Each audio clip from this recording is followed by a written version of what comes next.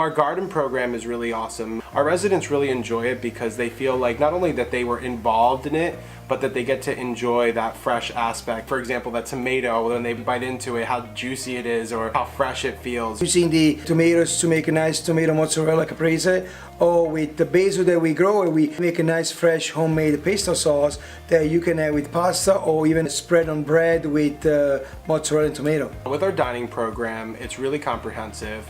One of the best features is that we have so many things to choose from. It gives a good opportunity for us to having something made in-house. Coming from the earth to the table, it is something not every community has.